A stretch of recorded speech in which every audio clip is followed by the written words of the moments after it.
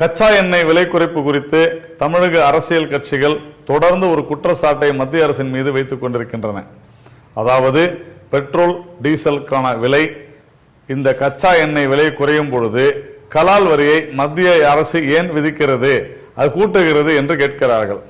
இன்றைய கச்சா எண்ணெயினுடைய 1 லிட்டர் விலை 13 ரூபாய்கள் தான். அதிலே 9 ரூபாய் சுத்திகரிப்பு மற்றும் போக்குவரத்துக்கான செலவு, ஆக மொத்தம் 22 ரூபாய். அதற்கு மேலாக 2 ரூபாய் எண்ணெய் நிறுவனங்களுடைய லாபம்.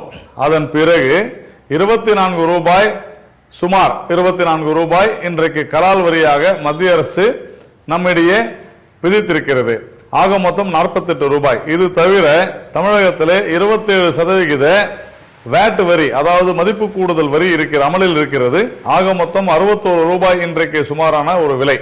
இதுல மிக தெளிவாக மத்திய அரசு விதிக்கும் கலால் வரியில் 42 விழுக்காடுகள், அதாவது 9 ரூபாய் மாநிலங்களுக்கு சென்றடைகிறது. அதாவது தமிழகத்திற்கு ஒரு லிட்டர் பெட்ரோல் மீதான கலால் வரியிலிருந்து 9 ரூபாய் செல்கிறது. மேலும் மதிப்பு கூடுதல் வரி 13 ரூபாய், ஆக மொத்தம் 22 ரூபாய் தமிழக அரசுக்கு வருவாயாக செல்கிறது.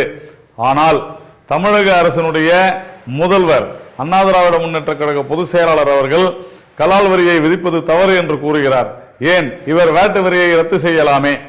இது குறித்து எந்த ஒரு மாநில திராவிட கட்சிகளும் இது குறித்து பேசாதிருப்பது இவர்களுக்கு பெட்ரோல் மீதான விலை உயர்வு குறித்து கவலை இல்லை.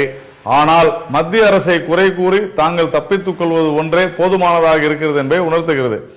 இது தவிர பல நிறுவனங்களுடைய விளம்பரங்களை நாம் பார்க்கிறோம்.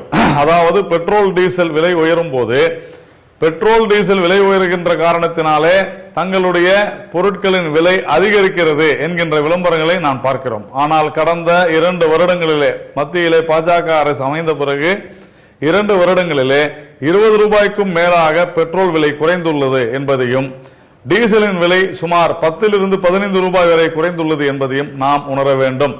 இதிலே இந்த 2 வருடத்திலே இந்த நிறுவனங்கள், அதாவது நுகர்வோர் என்று சொல்லப்படுகின்ற கார்ப்பரேட் நிறுவனங்கள் விலைகளை குறைத்தனவா?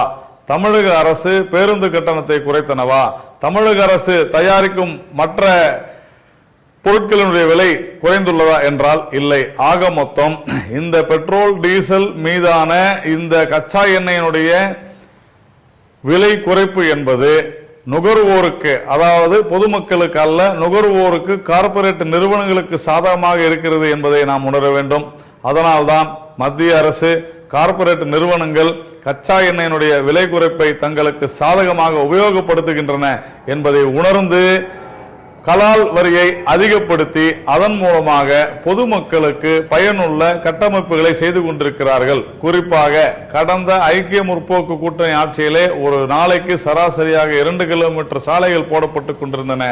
ஆனால் இந்த கலால் வரி விதிப்பின் மூலமாக இன்றைக்கு 20 கிலோமீட்டர் சாலைகள் தினந்தோறும் போடப்படுகின்றன என்பதை இந்த அரசாங்கமும் தமிழக திராவிட கட்சிகளும் மறைத்து விட்டனவா?